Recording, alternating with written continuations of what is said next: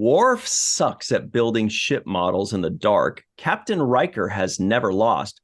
And Braktor is the leader of the Ferengi attack vessel Krikta. Hello, everybody, and welcome to the Seventh Rule with Cirroc Lofton. Hello, hello. My name is Ryan T. Husk, and today we're doing a review of Star Trek The Next Generation, Season 2, Episode 21, Peak Performance, written by David Kemper, directed by Robert Shearer. This was July 8th, 1989. We have a very special thanks to give out to Joel E. Blacker. Thank you very much, Joel, for sponsoring today's incredible episode. How are you today, Cirroc? Thanks, Joel. I'm good. I'm doing good. Peak Performance. Okay. Yeah, there's a lot to, I think, frame this episode with. And number one is July 8th. Sounds very late in the game. That has to be because of the delays from the early season strike. You know, the strike was going from the end of season 1 to the beginning of season 2. And so season 2 started really late, like maybe November or something like that. Because right now they're in episode 21 and they're in July. Do you remember the last time, the latest you guys shot on Deep Space Nine, like into the year?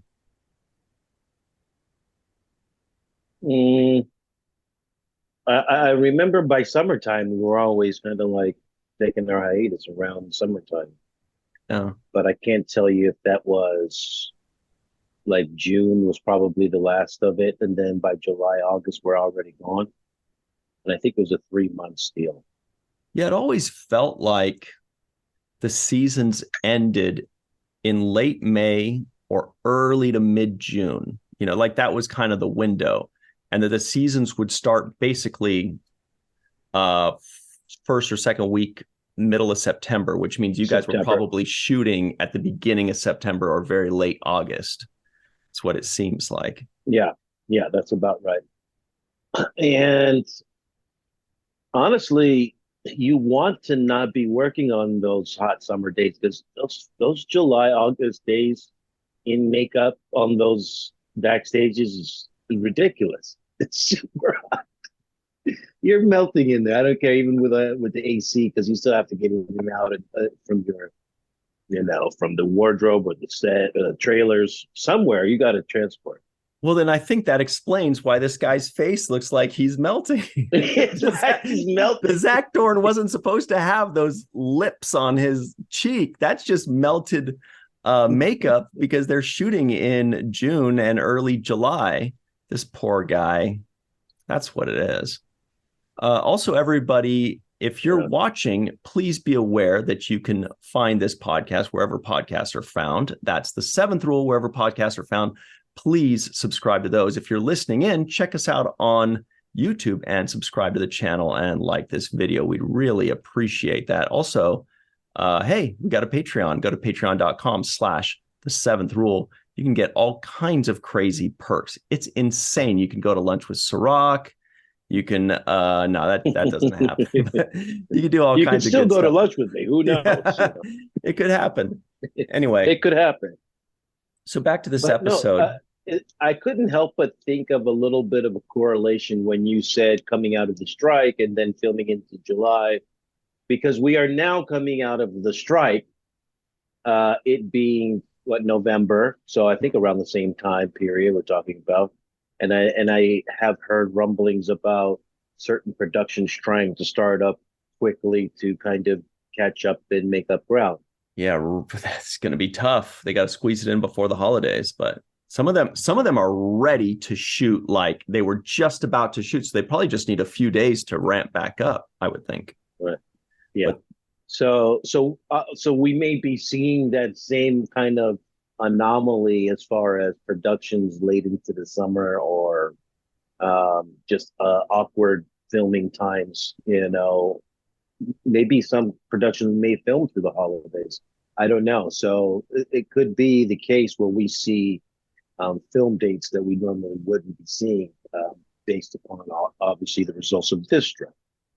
That's a good point. And I just checked season 2 of Next Generation. First episode started November 21st, or it premiered November 21st, which means shooting started probably 2 weeks before that or something like that. Maybe 3 weeks. I don't know. But that's really late in the game. That's at least 2 months later. And so that's why the last episode, the 22nd episode, which is our next one, is July 15th, which is very late. Okay, so this is a 22 episode season. They didn't do 26 yet. Exactly. Again, because of that strike. So they started late and they also shortened it, because otherwise the last episode would have aired in mid-August, which is pretty much when you need to start up again. It would have aired maybe like August 12th. So we get 4 less episodes this season because of the strike. Is that what happened? Yes. I believe that is why it was shortened and delayed, was because of that strike. But I just bet we'll find out more information on that in a couple weeks. Big announcement on that coming up, everybody. But in a couple weeks, we will have more information on all that in a very special retrospective type of episode that you're going to want to tell all your kids about. So this particular episode has the Zach Dorn. Did you know that at the most recent Star Trek Las Vegas, Creation Entertainment Star Trek Las Vegas, there was somebody that was cosplaying this character? And it was this actor's son cosplaying his dad. Wow. And he looked perfect. And everybody was like, how does that guy look so perfect? It's because it's his freaking son. I don't remember the guy's name, but yeah, it's this actor's son. And that was just the most recent one. Really brilliant cosplay of the year, in my opinion, because this is kind of an iconic character that only appears once. And I feel like Lower Decks may have had another Zach Dorn later. Is the Zach Dorn, that's his character's name, or that's the alien type? The alien type is a Zach Dorn. The character was Sirna Kolrami. Sirna Kolrami. Not a very memorable name. Zach Dorn, I can remember. And the actor that played it, Sirna Kolrami. That's a yogi name right there. Yeah. It's like, I'm gonna go take some yoga classes with my yogi master, Sirna Kolrami. He'll teach you a couple things. He'll get that flexibility. You'll have that hanging lotus and no problem. In no time. Roy Brocksmith is the actor's name. Roy Brocksmith. Oh, did you notice another special guest actor in this episode? Oh yeah, I couldn't help but notice another appearance of Armin Shimmerman, if I'm not mistaken, right, playing the Ferengi. Mm-hmm. He's unmistakable. He's so his presence is there, and he's actually dialed in closer to what we end up seeing the Ferengi look like over a long period. This is the episode where I felt like, oh, that's a Ferengi right there. Yeah, he already evolved the Ferengi by evolving his portrayal of it. Mm-hmm. Yeah, I thought the same thing. As soon as he came on, my thought was, will he be the season 1 Ferengi or the Deep Space Nine Ferengi? And he wasn't quite the Deep Space Nine Ferengi, but you could see he was already 2/3 of the way there. You know what I mean? Like he was the season 1 Ferengi were basically unrecognizable. But the way he was acting in this one, yes, we get it. I mean, yeah, big time. There was a toughness there. There was a seriousness. I thought the first Ferengi was a little bit too jokey and too comical in their behavior. Like it looked like they were overacting that particular role. And in this particular case, it was more direct. It seemed like they were good adversaries for Picard, because I liked the way Armin kind of challenged Picard and called him, your answers will dictate our response. The way he was talking to him was with authority and not in a jokey way. There wasn't any kind of jokingness that I got. Actually, the other Ferengi had a little tinge of comedy to his performance, more so than Armin did. Yeah, they were too sniveling, and they were too sulky, you know, and Armin brought some respect to that role, to that alien, and made them less silly and more, you know, intimidating, you know, at least closer to being intimidating, because we're supposed to take these guys seriously as an actual threat. And we can't take them as a threat if they're making us giggle. Yeah. And that's huge respect to Armin, because I'm sure he thought, I want to redeem my performance in that previous one. I don't know if he fought with the director and the director said, no, you got to do the weird dog paddle thing that you were doing in the first few episodes. And Armin was like, sir, I will not. I will bring respect to the Ferengi race. And it really showed, you know, and it's not often that an actor can look back on a role with regret, but get a second chance to kind of right that wrong. And he got an even bigger second chance throughout Deep Space Nine and became a hugely loved and iconic character because of it. So a very rare opportunity for Armin, and he really took that opportunity and ran with it. He did. And it also reminded me kind of, when I reflected on my own experience on the show and on my show, and I thought to myself that people like Armin, Jeffrey Combs, they have had the advantage of working on this show before and really having an intimate knowledge of what to expect when you come to this, you know, Star Trek set. Mm-hmm. And I thought about those of us that did not have that advantage, you know, that were just freshly standing there and kind of having to learn what the culture was like on the fly, as opposed to people like Michael Dorn, people like Colin Meaney, you know, obviously Armin Shimmerman, Vaughn Armstrong, Mark Alimo. Yeah. That culture is the perfect word for it. Yeah. Yeah. So they already are walking into a situation. They know the pace. They know the ambiance and the mood that is set in this kind of environment. And there's certain things that you pick up that there's nothing that can prepare you except for actually being on a set and seeing this spaceship, right? Or this, you know, that is different than whatever you can deliver in an audition. When you actually step into a culture of, oh, this is an entire world that's been created with existing aliens and existing treaties and beefs and all of this kinds of poise and how you carry yourself, all of this tradition. And so I credit Armin for doing a fantastic enough job, as well as with, you know, Colin and Michael Dorn, that it was something that they wanted to bring back and see more of.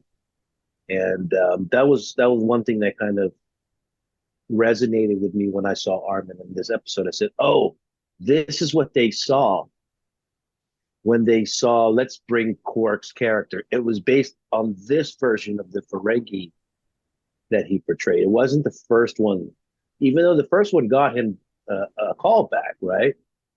Got him back this second time again, right? But it even in this, it was the second time that got him more than a call back, in my opinion, right? The first one got him the call back.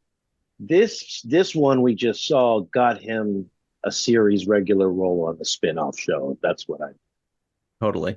And speaking of treaties, my favorite is Rice Krispie treaties.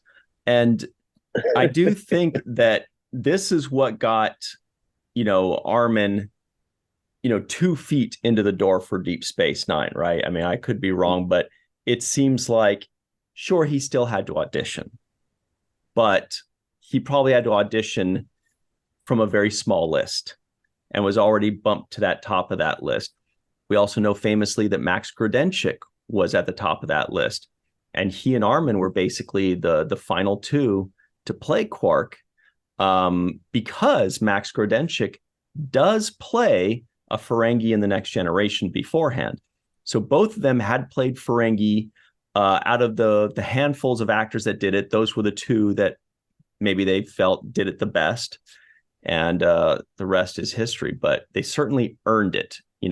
There's definitely a hierarchy and a meritocracy going on there where these guys showed off their acting chops. And thank goodness, Armin got that second chance, because he got that second chance and really did well with it. And he also played that face for that Betazoid gift box in that one thing. But this is definitely what got him. And he mentioned this before when we talked to him about Quark and the role he played. He talked about the choice that he made to play it for drama, where he felt Max played it for comedy. And that was essentially the difference, right? Playing it for drama or comedy. I think Quark, even though he comes across as very comical, is trying to be very serious. And I think that's what makes it work. Whereas Rom and Max is trying to be, oh, well, brother, it's more of a comical portrayal. And it's funny, but it's serious. It's crazy. They actually accomplish the opposite effect with the way they go. So Max's comical way actually brings out a lot of serious notes when you think about what he says and the points that he makes. And Quark's serious way, where he's like, I'm trying to be serious, makes you laugh because you're like, you're serious about that. So it's really an interesting dynamic. That's a really interesting point. Quark is a dramatic character in a comedic role, and Max or Rom is a comedic character in a dramatic role a lot of times. That's a good point. I hadn't thought of that. That's really fun. It's really cool. Yes. A lot of fun. And another thing that was a lot of fun to me in this episode, and I want to give credit, because I did start off with a little bit of resistance towards Dr. Pulaski in the beginning of this season, and I'm gonna soften my stance on her. She's really grown on me. I'm always skeptical when they just try to throw new people on and then they erase other people, and I'm like, what's going on here? Where's the consistency?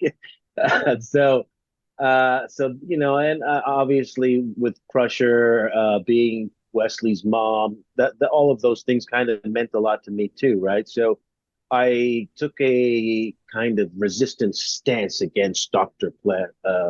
Pulaski. Like, I'm not gonna like you because you're not supposed to be here. Where's my people that I like? But she's won me over the course of this season, and I really say that she has grown on me by, one, kind of endearing herself to people like Data, who I felt like she was really anti, just against Data, and really be giving him a hard time and very judgmental of him, to being really having a closeness and a relationship with him to the point where she kind of like can coerce him to do something he normally wouldn't do, right? Because she's like begging him in that one scene. I really love that please that she gives him, where she mouths please, like, please, play this guy in this game because he's such an asshole. He's pissing me off. I want you to beat him. So I love that about her. And I think she's grown on me in so many ways, including how she interacts with Picard in this episode. I think that she proves to be a good, somebody who's a match for Picard. He's a lot to handle, and he's so authoritative, but she really kind of holds her ground against him and sometimes even one-ups him. And I think that she's kind of like a counterbalance in a way, or a counterweight, whereas everybody is his subordinate. The Doctor is the one that's not a subordinate necessarily. They're the only ones that can give the captain an order if help is in question. Now, of course, she's also an older officer. She's been there, done that. So she also acts the part. So where some of the characters might be like, oh, that's the boss, I got to cower in fear or whatever, she's just kind of like, whatever. You know, if I got a problem with him, I'll just go to another ship. I don't care. I've been there. But it is funny how I didn't even make that connection that, yeah, that's funny that she's the one that gets Data to play the game, where she was the one that was the most prejudiced towards him being an android. And now she's kind of enjoying that aspect about him and almost toying with him. Like, let's see how good this android is. I don't like this guy. Maybe I could get the android to humble him up a little bit. It's playful. It's playful, and it's endearing. I feel like they could have had better use of Troy, personally. I think that Troy could have been used more as an advisor, more so to Picard in this battle game, this war game. She helps Riker, but she doesn't help, but she doesn't help Picard, and she's on Picard's team, or does she? I don't think she did. I mean, she's kind of around. Yeah, I didn't see her. She's kind of No, around, I didn't see her. But it would be nice if well, I guess she did. That's what it was when Data was saying, but if Riker knows that we know that he knows that we know and all that, that was very fun and very cute. But and she did help there. That's where it was, where she was like, look, I think we just need to stop overthinking it. Yeah. But she still could have been used more in that regard and less in the stratagema game stuff, because that was kind of a B plot. But anyway, that's just my own personal feelings on that. What do you think of the game?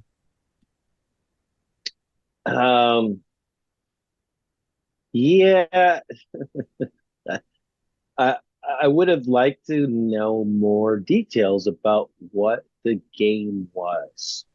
What are they trying to accomplish in this game? Are you, I have to build some kind of thing and you have to go through it or whatever.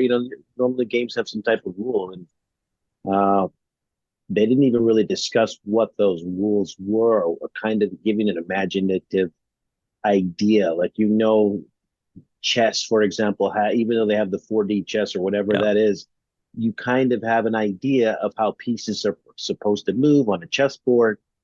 When I was watching this, I understood it to be some kind of like video game type of thing, right? But I couldn't tell what the objective of the game is. Or they showed a bunch of squares moving around, and some were like, I couldn't tell what that was. And I would have liked a little bit more explanation, if maybe it was like an algorithm of some kind of, solving equation, some kind of Bitcoin algorithm of zeros and ones and some shit, something like that. But they didn't give us anything. They didn't even tease us with some kind of something, it was just a really cool kind of hand thing design. And it felt like a video game. It was very clever. It was very creative in that, they got to come up with new ways to portray a game. They didn't want it to be a board game. They didn't want it to be this. They didn't want it to be that. And so I thought that was very creative. I didn't watch the gameplay as much as I was like really staring intently and nitpicking their finger movements. I was like, I kept catching myself thinking, like, if I was doing the role, I would make sure to have more finger, because they would keep their fingers together, and I'm like nitpicking it. I'm like, it's so obvious that they're just going like this. That's not that big of a deal. They should be doing, all kinds of crazy, whatever. And so I missed all that stuff because I was too busy nitpicking. But we're about to go to our break, but we're in luck that I actually do know the rules, the gameplay, and the point. I looked it up, researched it. It's very interesting. We'll talk about that on the other side, so you do not want to miss this other half. We'll be right back on the Seventh Rule. Hello, everybody. Welcome back to the Seventh Rule, Cirroc frickin' Lofton. Hello. Here are the trivioids of the week. Let's pull these guys up. There were a lot. They go a little something like this. The Enterprise is diverted to the Braslota. The Enterprise is diverted to the Braslota system. That's what it was. It reminded me of Bratislava, which I think is like the capital of Slovakia, maybe? It's definitely the capital of one of those Eastern Europe. Anyway, Sirna Kolrami requires little rest. Zak Dorns have the greatest innately strategic mind in the galaxy. Commander Riker will captain the USS Hathaway. Sirna Kolrami is a third-level grandmaster at the game of Stratagema. Worf sucks at building ship models in the dark. You notice that? Like, he was having problems, but it was like it was way dark in there. Like, that's your problem. Worf wagers heavily in the ship's pool that Riker will take Sirna Kolrami past the 6th plateau. The Zak Dorns word for mismatch is challenge. Commander Riker is simply the finest officer with whom Picard has ever served. Commander Riker calculated a sensory blind spot on a Tholian vessel and hid within it during a battle simulation. Riker's solution in a crisis was to shut down power and hang over planets' magnetic poles. I got a nitpick there. And Captain Riker is never lost. Braktor is the leader of the Ferengi attack vessel Kreektop. Okay. That's too many. Actually, I was thinking that too when I was hearing Picard's opening in this episode. It felt like a mouthful of words of the Bruslot and the Zak Dorn strategist Sirna Kolrami and all. I was like, dude, this is like, words. Is there going to be a test after this? Because this is I hope not. So it says Commander Riker's solution in a crisis was to shut down power and hang over a planet's magnetic poles. How could he hang over to more than one pole at a time? How could he hang over a planet's magnetic poles? Am I wrong? There are two poles, and you can only hang over one or the other. Well, yeah, but I guess they're saying if it's like this, if it's like a line, and you're just floating on top of it, then you would be on top of both of them if they were both, I guess, underneath you. But I understand what you're saying. I guess that's yeah, like a direct line. Like there's one pole, there's another pole, and then he's up there. Yeah. I think they just said poles, and it should have been pole, but that's a decent explanation. We'll accept that. We'll take it. That's called the pole dance maneuver, by the way. Is that what it is? I didn't no, because they had maneuvers for everything. I was like, how many maneuvers are there? I'm like, seriously, is this really how it works? Like, do people really have like 7,000 different maneuvers that they use in battlefield situations? And they say, all right, let's do the Kuzma maneuver. Now the Kyle Kuzma maneuver. Yeah, exactly. Yeah. And do they really have time to say all those things? That's what I'm saying. Are we getting into formation? And what if somebody forgets? Like one guy out of the chain of operators, right? They're like, what's the Talapian maneuver again? That's a delicious one. Exactly. Well, I'm glad we changed the subject off the polls, because that's the most polls we've talked about since our old associate producer, Radek Orszewski, who lived in Northwest Poland, everybody knows. Oh, yeah, Radek, yeah. Miss him. I liked when, going back a little bit to Dr. Pulaski, there was a line that,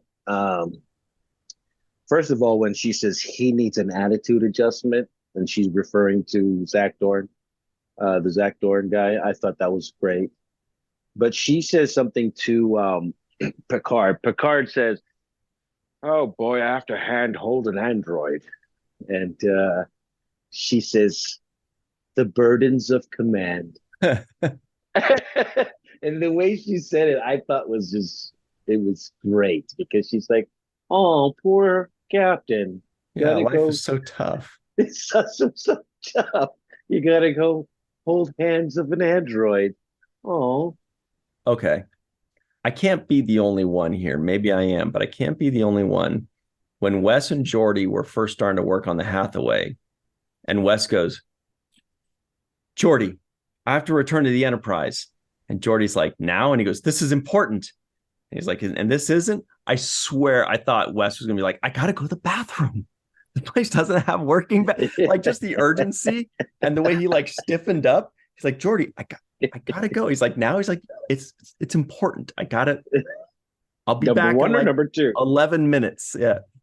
Don't nobody go in the bathroom. Another 35, 45 minutes. Is it warp one or warp two? It's warp two. Warp one or warp two. Yikes. Yeah. This episode was fun. It kind of had a good pace to it. It felt like it had a bigger budget for it, like with that extra ship that they built. Like I did feel like I was on a lot of different locations as far as sets. There were different areas and corners, nooks and crannies, panels being opening off the thing, and different bridges here and there.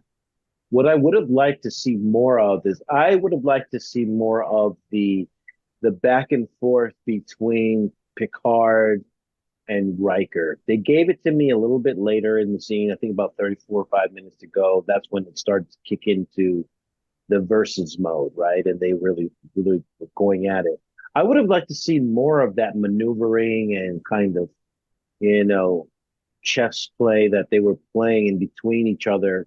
I would have liked to see that start out earlier in the episode. Yeah. Or watch them go through more problems, have to crisis manage in different situations. That would have been great for me because I did enjoy the kind of back and the mano-a-mano versus them. Yeah, and that part only lasted a minute. And then the Ferengi come out of nowhere with impeccable timing somehow. But check this out. Yeah. That USS Hathaway that you mentioned, I really liked it. Here's what it looked like. It has 4 nacelles, which is really cool. And it's just got this really cool, fun design. And it's all like old and dusty. I guess that's probably not dust. It's probably like char from getting blasted. But it looks really cool. Thought it was a creative looking ship. Anyway, I would have liked to see more of the cat and mouse game between Riker, just because they built it up, and they kept saying, but I guess they had those moments in the battle with the Ferengi. And I also thought that at some point somebody should have given credit to Worf and Wesley and Geordi. Picard kept saying, I told you Riker was great. I'm like, Riker didn't come up with that. That was Wesley, bro. Or when they say, how did he get warp drive up so quick? And he says, I told you Riker's the best. I'm like, Riker, all Riker did was say, great job, everybody. I mean, like, he did good stuff, but he didn't get warp drive up. That was Geordi. So I just thought that was funny that Picard just kept saying, yep, that's my guy Riker that did all those things. What about painted the outside? Yeah, that was Riker too. He did everything. Well, that's how captains think. They want to take credit for everything. So that didn't surprise me as much as, Picard sticking up for Riker was good in this episode. I like the way he stuck up for him.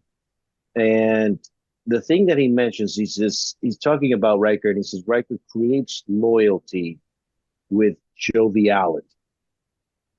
And that is kind of a good expression of Riker. Riker is a jovial kind of, like, there was a moment when Wesley says, oh, I have this thing. And he's like, Wes, you stole that from the ship, right? You cheated or something to that effect. And he's like, oh, actually, I just, I improvised. You told me to improvise or something. Yeah, right? he said something like that. He said, you told me to be creative or whatever it was. Yeah. Yeah.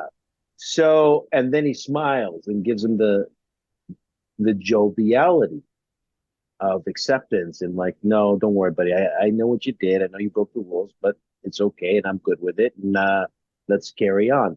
And that is the Riker way. He is that kind of, like, he looks like he's reprimanding you, but he's actually like, don't worry, buddy. I got it. He gives you the wink. Yeah. So that's his leadership style. And it does work well because it was the same kind of excitement that he got Geordi excited about the idea. He got Worf excited about that. And another thing he did which was great, was I thought it was a very subtle moment, but it was good. It was when Worf was, he tells Worf, I want you to sit in the chair and be my number one. And Worf says, well, Geordi, outranks me. And, technically he should be. And I like the way Riker in that moment says, no, I already spoke to him about it. We're good. That's another leadership kind of skill set. It's not like, he didn't belittle Geordi in that moment. So, Geordi, what does Geordi know anything about this? He actually took the precaution in the beginning. He already spoke with Geordi about it. He already said, I wanted Worf to be in the helm here at my number one. I need you to fix the ship, and and you and Wesley. So that's all delegating and leadership skills as far as, saying everybody being on the same page and nobody's feelings being hurt about the way things are going to have to unfold. I thought that shows Riker's leadership skills to me. Yeah, and that's also, when you're talking about Riker being jovial, I can't help but think Jonathan Frakes is jovial. And I don't think that they necessarily originally wrote that character that way. He was kind of like Kirk. He was kind of like going to be the new Kirk.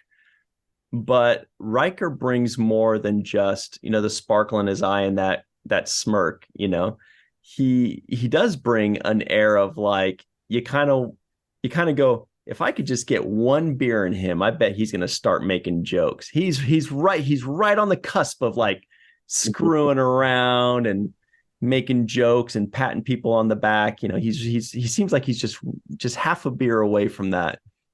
But I've never met Frakes myself, but I would assume it seems that Jonathan Frakes is like that, like how I'm describing Riker. Yes. He seems fun to be around. People seem like they really love working with him as a director. And, sounds like he's very similar to Riker. He is. And that's the thing is he creates loyalty with his jovial spirit, with the way he is. There's a lightness about it. Even when they were facing death in that moment, they were like, well, if we don't shoot the photon at the exact millisecond, you guys will die. And he's like, well, there's a way he says it, like, it's like, well, gotta, then we'll be dead. And Geordi says, Data, that's the one thing we're all sure about. Trust me, that's the one thing we don't need to go over. I get it. I understand what the situation is. They're giving some good lines out there. There's definitely humor to be had nowadays. We're starting to see a couple jokes here and there. This was kind of a lighthearted episode in a lot of ways, with the game playing and with the bust him up. I was like, bust him up? What is this, 1989? Oh, yeah. And you know what? Also, another thing that Troy did in that scene that she had with Data was she was explaining the kind of man that Riker is too, right? Because we had a little bit of Picard explaining how Riker was by saying, he's one of the best that ever did it. He's the best. He kept saying how great he was, and you should see him in bed. And then, that's what he thought. He didn't say it, but he was thinking it. And then Troy also says that the man that he is will be the thing that always rises to the top. The man that he is, whatever he is, not that way. But no matter the options, is what she says. No matter the options that he's faced with, there's a certain je ne sais quoi about his character that's always going to reveal itself. A little bit of charm, a little bit of confidence, a little bit of playfulness, and then also a little bit of seriousness. Like there's that seriousness too. Like, yes, Captain, I'm listening, and we're here, and we heard what he said, and all of that kind of. He has the balance of them all. So, a lot of the explaining about what kind of character Riker is. But I also wrote down in my notes, number one is Worf. Yep. So the first time he had a chance to pick a number one, it was Worf. Yep. Who was his number two, though? I guess that was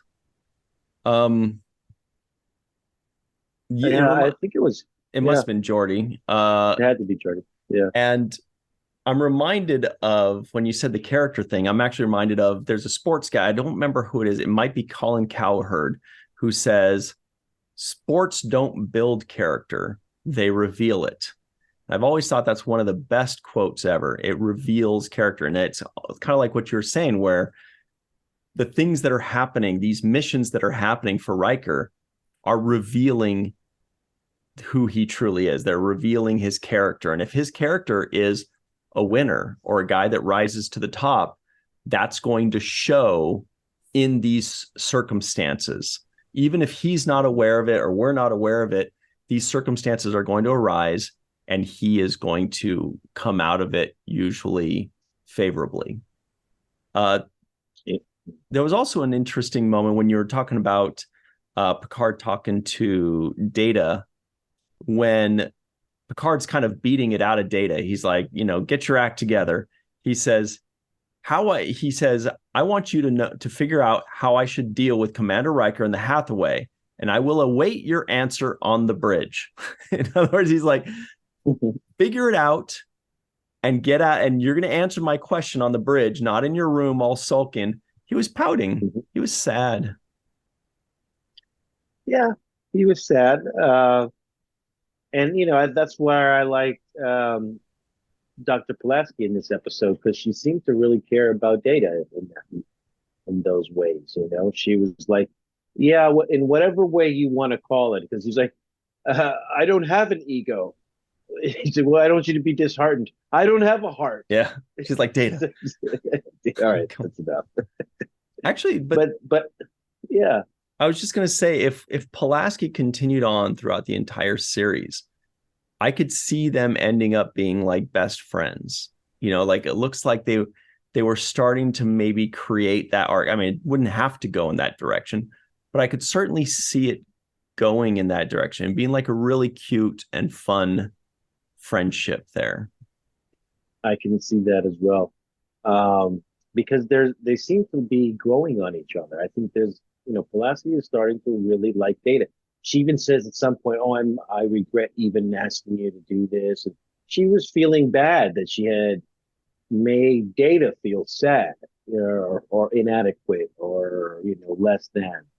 And for somebody who started out this season trying to make him feel inadequate and less than, to now being conscious of the fact that she has caused these conditions for him, I think shows a lot of growth in her part. It shows that, like all of us, we're all able to learn and grow and make changes to our behavior and our point of view and become better people if we so choose to do and put the effort into doing that. And I think Pulaski is showing that her intelligence and why she's a doctor, because she has used her intelligence to elevate herself in these kinds of ways and make these kinds of decisions about what needs to be done to better have better relationships, better chemistry with people. It's a lot of growth for her character. Absolutely. Good point. Also, I wanted to touch on very quickly Ensign Burke, because it's always interesting to see who got the week of work that week. Somebody, they bring on some character for that week, and then suddenly that person's like in every scene, and then we never see them again. Like suddenly, Ensign Burke was doing security, he was picking up Wesley, he was doing this, he was doing that, he was picking up the dry cleaning, he was doing everything. And then I don't know if we ever see him again. So I want to, God, this guy, the actor's name is Glenn Morshower, and he has 240 credits on IMDb, still working. This guy is, wow, what a busy guy. But I'm trying the redhead that we saw. Yeah, who actually had a good amount of lines. Yeah. He was also in Voyager. There was another ensign. Mm-hmm. He was in Voyager one episode as some ensign or officer. I'm trying to see how many episodes in The Next Generation he was in, though, if we ever see him again. Oh, 2 episodes. So this was the first.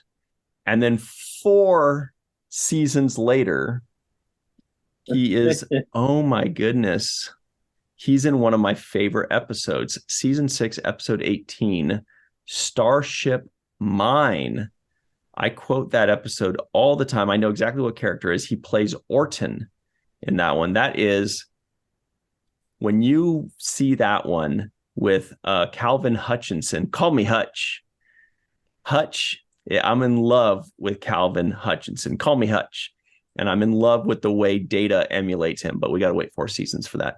Anyway, it is time for the home run of the episode. Who gets the home run of the episode? The home run of the episode. I'm going to give this home run to, I'm going to give it to Riker. I'm going to give it to Mr. Jonathan Frakes. He was charming in this episode. He was lovable. There's certain times when I feel like he's overbearing or just chauvinistic, and sometimes too predatory when it comes to women that he desires, whatnot. But in this episode, I thought he showed a lot of leadership skills, and he also showed to me why he would make a great captain. Mm-hmm. This was my first real insight on why I feel like Riker would make a great captain, and she proved it this episode. That's a good point, and I agree with you that I think it has to go to Riker. Everybody did a pretty good job today, but it's a wonder what we can do when we don't have a special guest star that's a female, because then he's like, I know my role. I'm just going to go wash some lady's feet, or whatever. But in this one, when there isn't one, there's just this weird guy. Then he's like, well, I guess I'll just be an officer, I guess. And they did it very well. They wrote it well. He acted it well. Very good. Yeah. Riker all the way. Home run. Yeah. Speaking of home runs, somebody by the name of Homer heads this group of people that we want to thank. Their names are Homer Frizzell, Dr. Marie Segal, Eve England out in Wales, Yvette Blackmon-Tom, TJ Jackson-Bey out in Missouri. Tough break. His Memphis Grizzlies are not starting off too well. Bill Victor Arucan, Titus Mohler. There it is. Titus Mohler, Darlena Marie, Tierney C. Dieckmann, Anna Post, Anil O. Polat, Joe Balsarotti, Justine Norton-Kertson, Mike Gu, Dequeue, Dr. Stephanie Baker, Carrie Schwent, Faith Howell, Edward Foltz, My Live from Tokyo, the Matt Boardman, Chris McGee, Justin Weir, Jake Barrett, Jane Jorgensen, Henry Unger, Allyson Leach-Heid, Julie Manisfee, Marcia Classic Schreier, Greg K. Wickstrom, Jed Thompson, and of course, Dr. Susan V. Gruner and Jason Okun. I think I butchered that list worse than ever any other time ever. But it's the thought that counts. Not your peak performance. No, it's not. As soon as I start talking about Grizzlies basketball, I just lost myself completely. And I was going back anyway. All right. But we appreciate all of them nonetheless. Everybody stick around. We will be right back with much more. Oh, shoot. I forgot that I said I was going to talk about the stratagema and how it works and all that. I totally made that up. It's not true at all. I don't know anything about it. Thanks for the cliffhanger. I totally lied. I'm such a liar.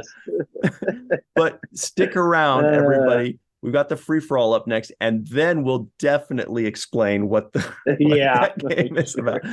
We'll be right back on the 7th Rule. Hey, everybody. Welcome back to the 7th Rule. This is the free-for-all. Let's get into it. We've got Melissa Longo here. Yeah. We are joined by Faith Howell as well, who's got the best quote ever, or at least today's best quote. We have TJ Jackson-Bey out in Missouri. We've got Chris McGee with a cool family shirt. Jason Okun with a radical poster behind him. Allyson Leach-Heid looks like some L-cars on her shirt. We've got Greg Kenzo. Looks like he's wearing a pretty cool Melissa outfit, right? Well, maybe not outfit, but the shirt for sure. Mai is live in Tokyo with some trophies behind her. We've got Jed Thompson also with a Melissa shirt, theintrovertedrepublic.com, that is. And Carrie Schwent is hanging out. I think she's going to have some poetry probably this week. Let's get into it. Also, later on, we're going to talk about some outfits. That's a good segue. But first things first, Jake Sisko guesses the IMDb score. Please. I'm going to go with like a 7-1. Does anybody else have any guesses that doesn't already know? I'm going to say 6.5. I'm going to say 7.6. Yeah, maybe I'll go higher, like 7. At least a 10 with wiggly fingers. Yes. 10 with wiggly fingers. Very good. The answer is George Mirasan, 7.7. Oh. 7 point. Is George Mirasan? I think he was. 7.7. Everybody was around it. Good guesses. Did we have any non-appearance mentions? I didn't hear any. Well, unless you count the Borg. Yeah, the Borg. Did that count? Nah. Has to be a specific person. Lastly, something I'm not good at checking for yet. What about some kind of or some sort of? Did they say anything like that? Some kind of war game, some kind of. I didn't catch one. I wasn't watching for it. We got to keep our ears open. Melissa Longo is here. Save us. What did you think of this episode? It was a 1.1. No, I'm just kidding. I'm just kidding. Quite the opposite. I actually really liked this episode quite a bit. From the get-go, when Cole Rami enters the bridge and watching the way he walks, and just the actor that portrayed that guy was phenomenal. I think he did a phenomenal job because he committed to being annoying and skeevy and frustrating to no end, and it worked. And and his choices, his acting choices aren't usual acting choices, and it worked. And so I really enjoyed watching him, and his makeup was pretty incredible too. So that was good. I really like episodes that focus on how the Enterprise crew works together to solve a problem, because it really reveals relationship and character, and how each character interacts with one another and learns from one another. So I like that about this episode. I like seeing that Worf thinks very highly of Riker, and we've seen this before, but I think he's got a little bit of a crush on Riker in some sense. I like that Pulaski has gone from being prejudicial towards Data to being one of his biggest cheerleaders. That's fun to see. And I also like seeing Data seek counsel from Troy. That's fun. That's cute to me. There were a few lines that stood out to me in this episode, and the one behind Faith is the one that I wrote down in my notes. It's possible to commit no mistakes and still lose. That is not a weakness. That is life, and that's so true. And I like Worf's line where he said, "Very unfortunate. We will be dead." So so funny. And then Data's line at the end, I busted him up. So cute. I do have some questions. One is there such thing as space dust? Two, because the Hathaway looked pretty dusty, and the sets were awesome. Two, why doesn't Deanna wear pips? And three, does Pulaski outrank Data? I feel like her pips show that she outranks Data, so why doesn't she get put in command of the bridge instead of Data? So those were my questions. But overall, I really like this episode. I didn't check, but I think she's a commander. I always remember her being commander level, just like Crusher, I think, was. I think that she wouldn't be put as first officer because she's chief medical, so she's not really a bridge officer. She could be. He could make an exception if he needs her, for sure. And as we know, Deanna Troi definitely earns her stripes later on as well. Yeah, but she never wears pips on her outfit, which I don't know why. My headcanon is that she got a dispensation, and perhaps it's something that's up as a almost like a ceremonial sash that Worf wears. That's my headcanon. Gotcha. She should have pips, though. Jellicle will tell her. What about you, Faith Howell? How are you? What'd you think of this one? I absolutely loved it. I've always had positive associations with this episode, but I think having gone through some stuff in life, as you guys have heard, and I will spare the listeners, if you want to know, go back to DS9. It's great if you missed it. But this quote behind me, as things have happened, really kind of just took my breath away on rewatch. And it's so true. Like, you can do everything. You can plan ahead and make all the best choices with all the information you have at the time, and bad stuff can still happen. And that's just life. And so to me, this is the most poignant line Picard maybe ever says, I would argue. And so I really appreciate this episode specifically for that. And as soon as I saw that this was the episode this week, I was so excited just for that scene. I also really love things like the way Picard and Riker get so excited to play this game together. Just that both of them grinning as they're going off on their separate ships was just joyful. I loved seeing that. And I thought I was going to have a nitpick at the end when they did the rematch, and I was like, oh, I kind of forgotten, I thought Data's gonna beat him.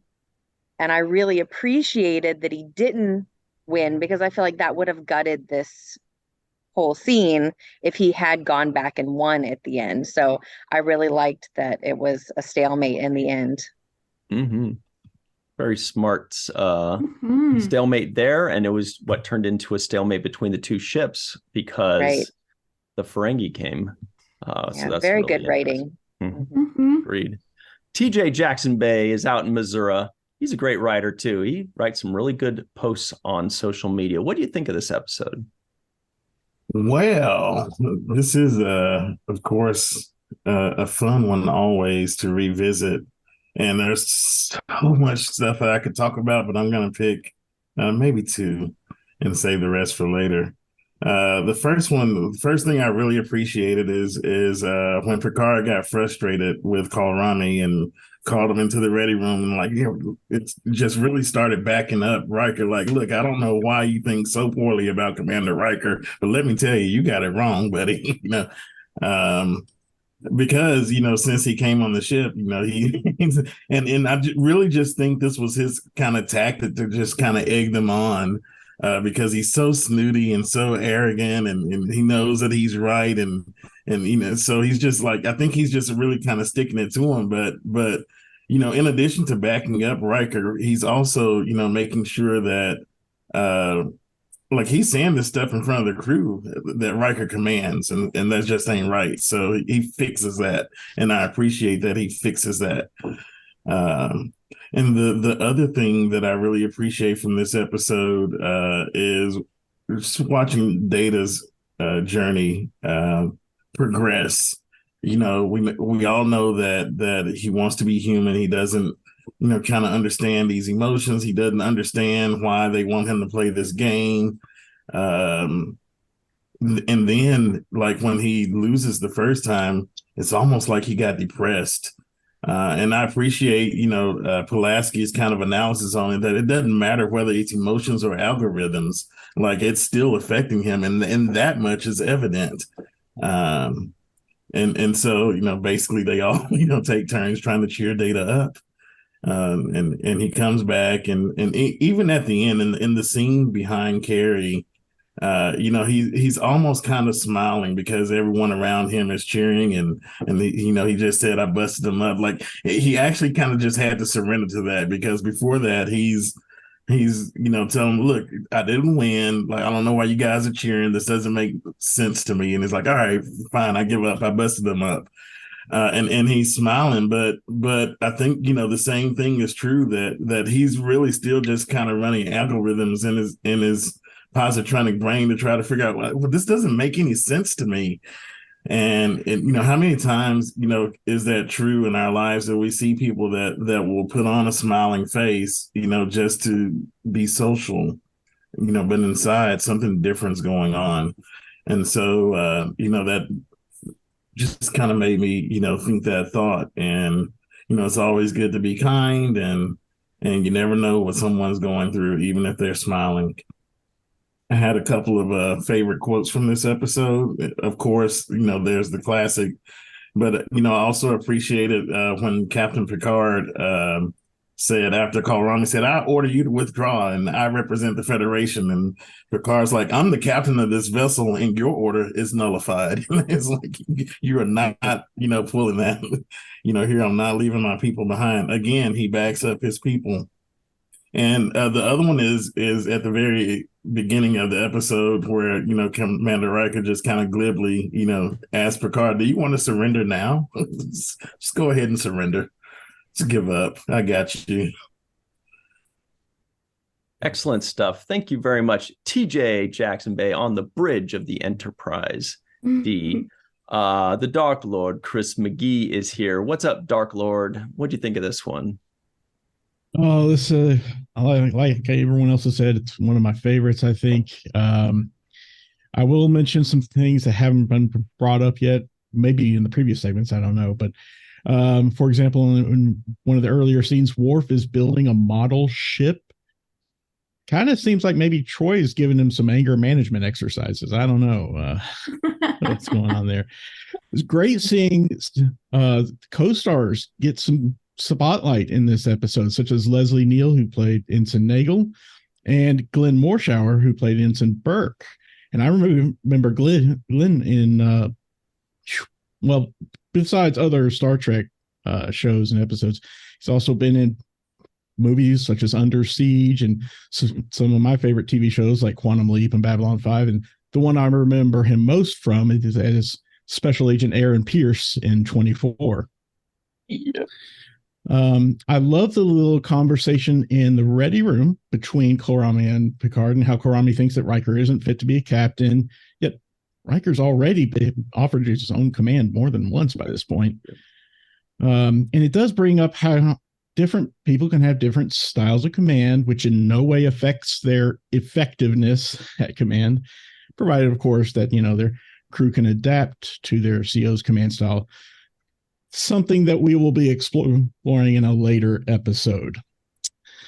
And I, like everyone else, I do very much love the B plot of Data thinking that he's defective in some way because he lost to Kolrami.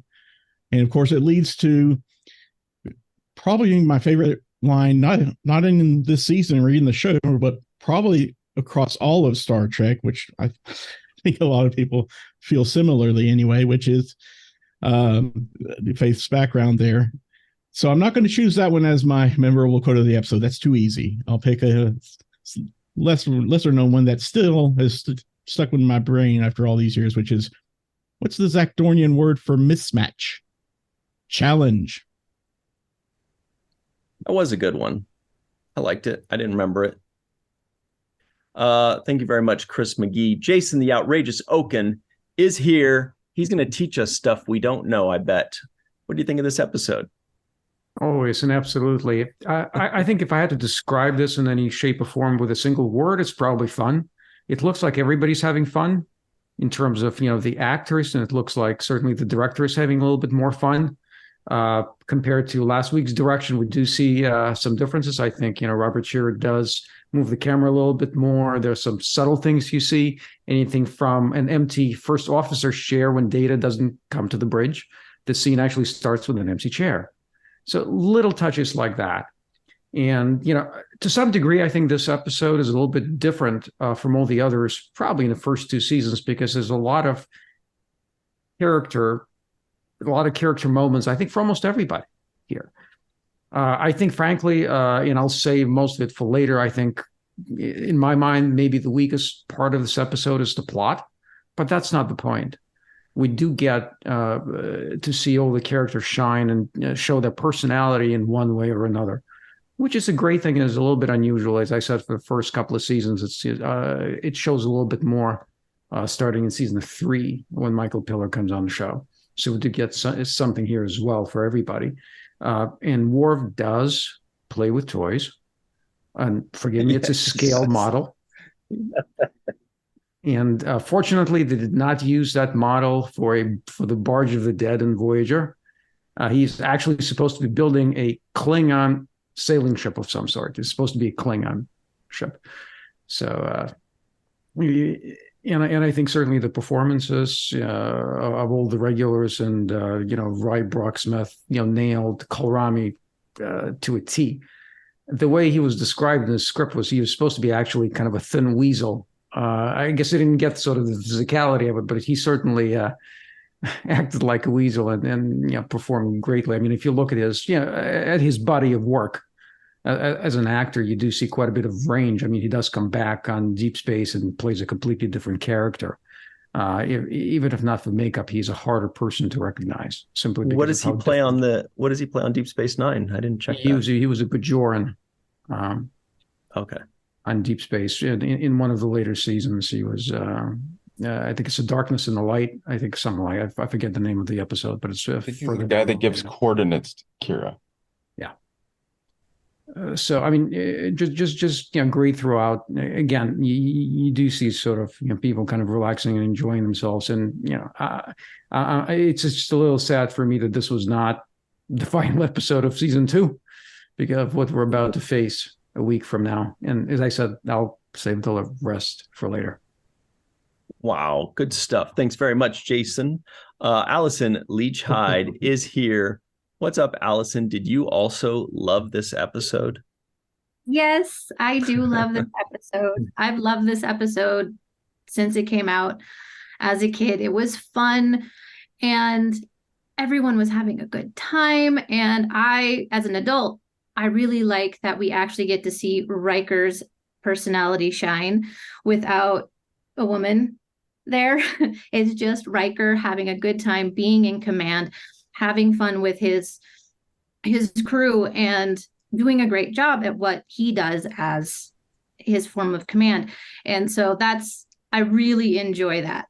And always, whenever we get to see Geordi and Wesley tackling an engineering problem, they're great. They work so well together, both as characters and as the actual actors. Will and LeVar do such a lovely job together. So it's always fun to see them. And the twinkles in their eyes as they're all going, we're kind of breaking the rules, but this is going to be fun. So that's what I love. My favorite line, of course, is the one behind Faith. But I'm going to come back to one of my seconds, and that is from Riker. Just remember, Enterprise, Captain Riker has never lost.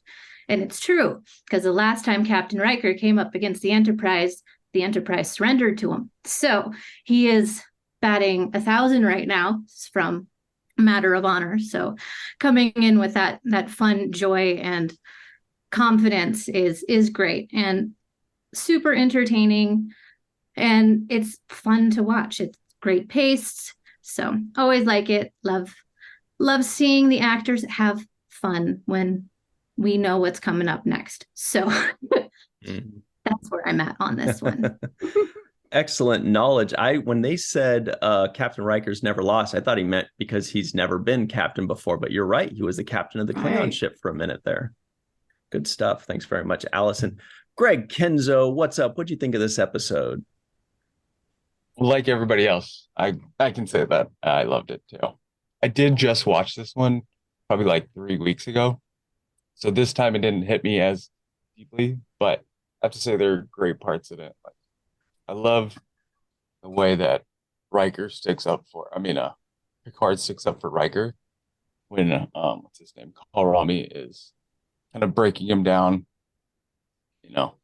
but he does that, and then it's kind of like vice versa. They have deep respect for each other, and you can tell that in every sense of their relationship.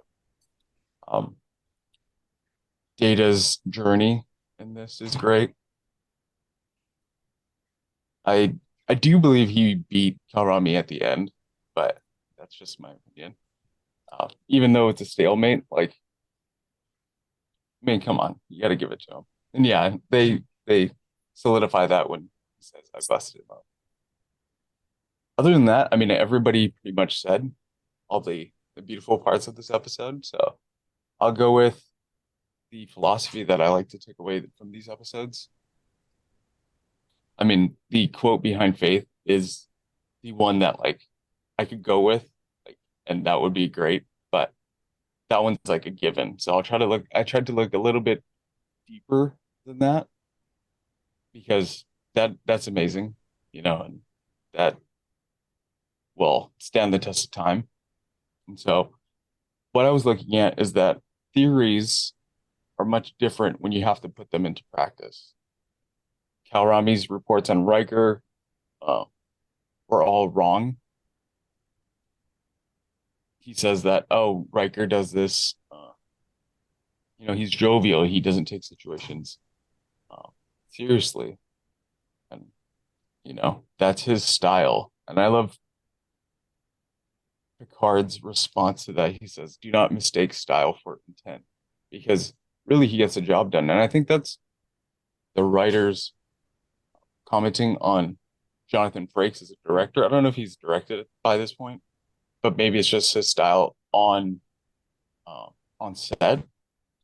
I've heard stories or I've seen interviews where they say that Jonathan Frakes is really jovial on set, and he just has a good time. And they kind of I feel like they pulled that into the writing of this, maybe. But other than that,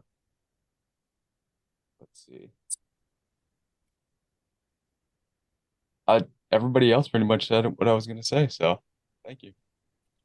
You make that shirt look good, Greg. Thank you very much for that. Good stuff. Mai is live in Tokyo with, looks like, NBA, NFL, and hockey trophies. NHL, that is. What do you got for us today, Mai? Baseball, football, hockey. Yeah, absolutely. I'll come to that in a second. Again, like everybody says, one of my favorite episodes. It influenced me a lot when I was presented with a computer-based challenge in a negotiation class I was doing when I was doing my MBA. In fact, the University of Chicago has a motto of more data, and that always tickled my funny bone as a Star Trek geek. So now you got to recall that I grew up at a time when technology was just beginning to play a role. We had computer punch cards, phones on the modem, asteroids, and then Atari computers where we played winter games, the heady leaps to 14.4 and then 28.8 baud rates for transmitting data, a command line interface-based internet, Mosaic in 93, becoming Netscape, then Firefox, so many examples. Technology played a different role. So I saw computers really as an eminently malleable item rather than a tool with finite and specified functionality. So when I was asked to participate in a computer simulation that required me, in competition with a computer program, to bid, counterbid, to seek to accumulate as much of a given product as I could buy in the market, I knew that the computer program was bound to follow certain reactions based on my presumed balance of funds per the game rules. The idea of the program was designed to teach us caution and modesty due to not knowing how our opponent would play the game. I thought that was somewhat unfair, but I also realized that it was a handicap for the opponent.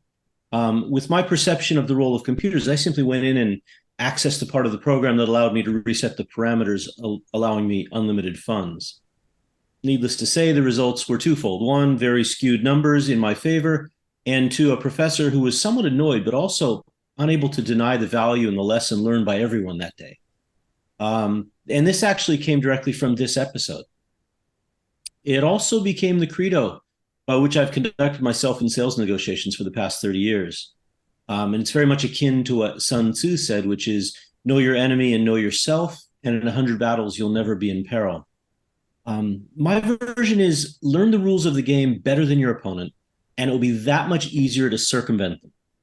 And in business, much like in the championships represented by these 3 trophies, winning is everything. Who came in second? Nobody cares. So the halls of my education included not only the traditional ones, but also those of the enterprise. Great stuff. Thank you very much. Live in Tokyo. Jed Thompson's here. He's smiling. He's got something fun to tell us. What do you think of this one? Sure as hell do. Faith beat me to it there in the chat, but I gotta ask, did you use Kobayashi Maru? Yeah. Yeah, that makes me so happy right now. I could be done with my statement and I'd be done. That's awesome. In real life, it's fantastic. So I loved the episode. I forgot what this episode was all about until we put it on just about 2 hours ago, and I just it was just so well done. And we've all had, we've been hearing everybody here, and I'm going to save a bunch of stuff for things left unsaid, but what I took from this episode was that it was instrumental in a grander scheme of furthering along and underscoring the Borg threat, the genius that is Wesley Crusher, Data's quest to understand and become more human, and to also portray the Ferengi, shout out to Armin Shimmerin, as a less militant species with a deeper culture than we had originally been presented. And if you had been watching these live, I don't think, it's obvious, you would not have guessed any of that, to come, obviously, otherwise you would be playing the lottery. But in retrospect, this episode had a lot of things that touched for a long time through multiple aspects of Star Trek. And I think that ultimately the most important one was, the storyline, I should say, was Data's quest, to become more human after seeing, new Treks and that sort of stuff. So, which is why I chose this background here with these 2 ladies here who had, as was mentioned before and likely mentioned in earlier segments of this episode, really had some great conversations with Data about himself and his journey. So I'm going to leave that right there and talk about some more fun and nitpicks and detail stuff. Thank you very much, Jed. I like that you and Greg are both showing the celebration scene behind you. We've got Carrie Schwent, aka Crafty Bear.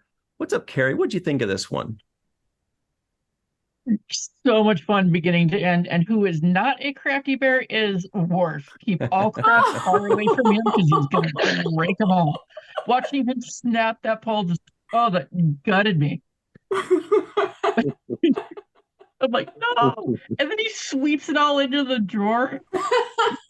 I'm done. I clean up a broken project, Worf. No.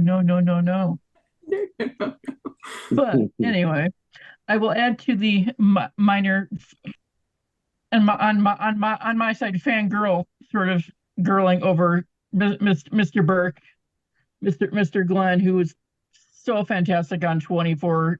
I wrote 49 episodes across 7 seasons. He was fantastic in that. But one other role he was also in was in Transformers: Dark of the Moon as one of the military guys.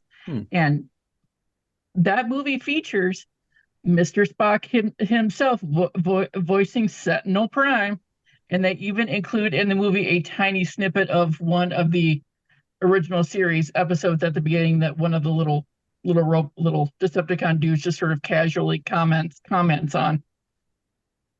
And of course, it's always nice to see our friend Armin on his next step up to Quark. You got like the more cartoony Ferengi. This one's he's a little intense, but in a more serious and slightly menacing way.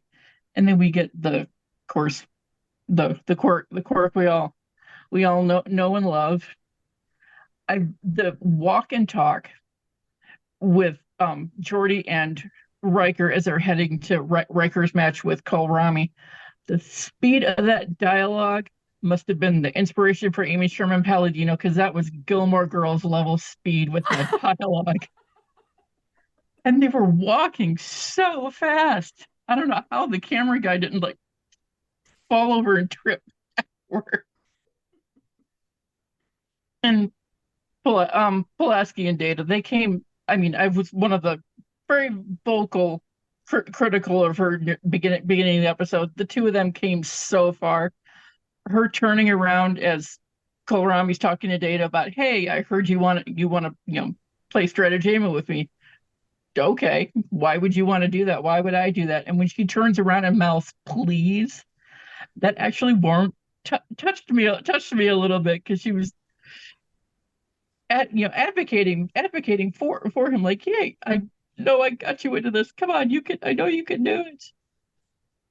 But then she tries to do her part to help Data back out of the sort of crisis of confidence that she kind of mostly contributed to. But Picard, he gives the best pep talks. Good advice mixed with a little bit of tough love. He's like, you know how to formulate a premise, right? Like, yeah, okay. Come up with this premise. Come tell me on the bridge once you figured it out. Bye. But his little speech there that like Faith has behind her inspired my own poetical pep talk. I think I just made up a word, poetical. In any case, here we are. When losing, it's easy to second guess, even when you know you've done your best. You've done everything right, but still lost the fight. Self-doubt can be beat when put to the test. So there we have it. And also, to finish up, I've got a couple things left unsaid. But the sweater behind Data, I have questions. I have so many questions. Yes, Carrie, yes. I pause a lot when I take notes. And I paused it on this and looked up. I'm like, wait a minute. What is that sweater? And there's like, I paused it in a couple different spots. There's different like astrological sign names on it, and it looks sort of old school nautical. Mm-hmm. But it says Africa on there. Wait a minute. Africa. Yeah. I said the Africa. Yeah. Right there. Africa. So many questions. And also I just love the look on Data's face is just so adorable. But yeah, got a couple We've other seen things, that look but before. we'll see those. We've seen that look before. It's adorable. Great This is the stuff. one. Thank you very much, Carrie. It does look nautical to me too. Jake's final take. Any final thoughts on this one, Cirroc? Yeah, you know what? My final thought is basically words of encouragement. That's what I wrote down. A lot of words of encouragement in this episode. Supporting each other and kind of looking out for each other, talking good about people that you work with. I think Picard was, always backing up Riker in this episode, talking about how great he was and he's the best. Riker was doing that for Worf when he was saying, I need you to be at my number one because you can handle this and this is right up your alley. He also did it for Geordi when he was telling him, I need you to do this because the ship's in disarray and I know you can do it and you can fix it. You can get it fixed. He did it for Wesley by, hyping Wesley up and letting him know that giving him the confidence that he could do it. And then Troy was doing it for Data. Everybody was giving words of encouragement. I thought Pulaski was doing that as well for Data. And so that's one of the things that I loved about this episode, because you get to see everybody kind of sticking up for each other and saying, no, that guy's, that's my guy, and he's capable. A lot of communication, a lot of understanding there between each other. I like Wesley's face when when he gets an idea and you start to see his wheel spinning, he really projects that well as an actor. It's something that you can see the wheel spinning in his head, and he does a very good job of relaying that he's, thinking up things. So I like that about his performance as well. I mentioned this earlier in the review, but I don't know how all of these people in Starfleet are able to remember so many different maneuvers. Is there like a guide, a maneuver book that they put together? The Kirk maneuver, the Pike maneuver, this maneuver. How many maneuvers can there possibly be? And how could you remember all of these maneuvers? It'd be, the Talupian, the Kuma. And there were so many of them that I just couldn't. I'm like, it starts to lose me. Also, this guy, he gave me some Kai Wynn vibes. The Serna Kolrami gave me some, just Kai Wynn vibes. Get him out of here. The overconfidence kind of it was just, it was like too much. And then lastly, I'll say Captain Picard, he says, oh gosh, I have to handhold an android. And how many years later, now everyone is hand-holding androids. Hey, right? Very good. Whoa, I was like, where's he going with this? That's excellent. All right, everybody. Yeah. We finally learned something. It took us an hour and a half, but Cirroc taught us a lesson, and we are better for it. Thank you all very much for joining us. Melissa Longo, Faith Howell, TJ, Jackson-Bey out in Missouri. Sorry about the Grizzlies comment. Chris McGee, Jason Okun, Allyson Leach-Heid, Greg Kenzo. We got my live in Tokyo, Jed Thompson, who gets to spend his weekends with Denise Crosby, and Carrie Schwent for myself. So, wait, hang on. Yes. We got nice. Cirroc's doodle. Everybody listening in, you're missing out on a great doodle by Cirroc. My doodle. Awesome. For myself, Cirroc, Melissa Longo, Aaron Eisenberg, and Cirroc's doodle, thank you all for joining us. Thank you for listening and watching and keeping your ears open. And always remember the 7th rule.